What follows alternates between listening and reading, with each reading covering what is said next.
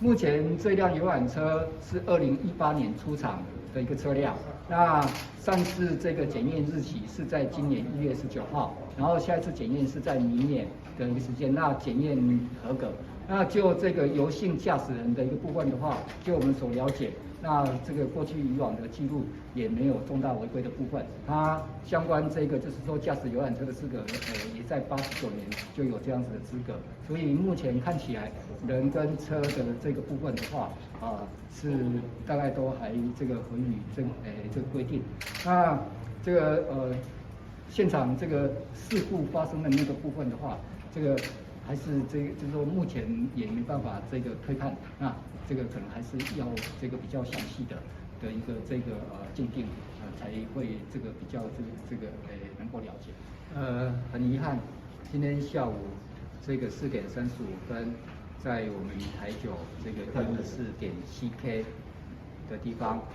发生了这个游览车这个撞山壁的一个这个事故。那目前就我们所掌握到的一个部分的话，大概目前就说这辆车上有45人，那目前大概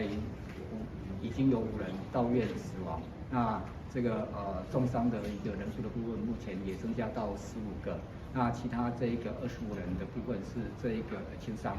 那就目前所掌握到的一个这个讯息，那这个是我们这个台北区监理所这个所辖管的腾龙通运有限公司这辆游览车，那这个是这个承揽这个台北好视野旅行社，它这个承揽新店复兴里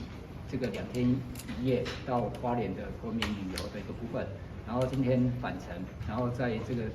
地段有发生这样子不幸的一个事故。那目前这些重伤跟这个轻伤的一个部分的话，目前已经透过警校分别分送到这个宜兰地区4家医院来这个救治跟这个诊疗。那目前在事故发生之后，公路总局跟公安局第一时间就成立应变小组来协助这个游览车业者还有旅行社业者来做一个应变。那目前这一个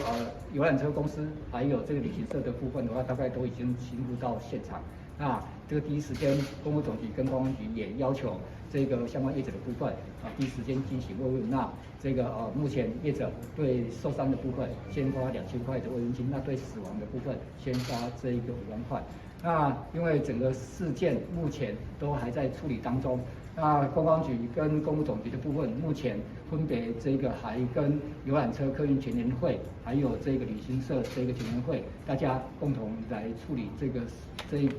事故。那这个相关我们也在持续掌握这个最新的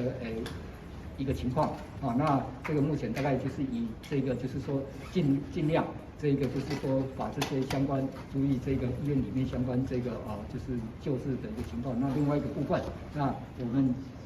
公路总局跟公安局后续也这个会要求业者跟这2个业者要负起后面相关善后的一个部分。那至于说事故原因的这个部分的话，目前可能还是需要这个后面这个相关检调来做进一步的一个这个调查。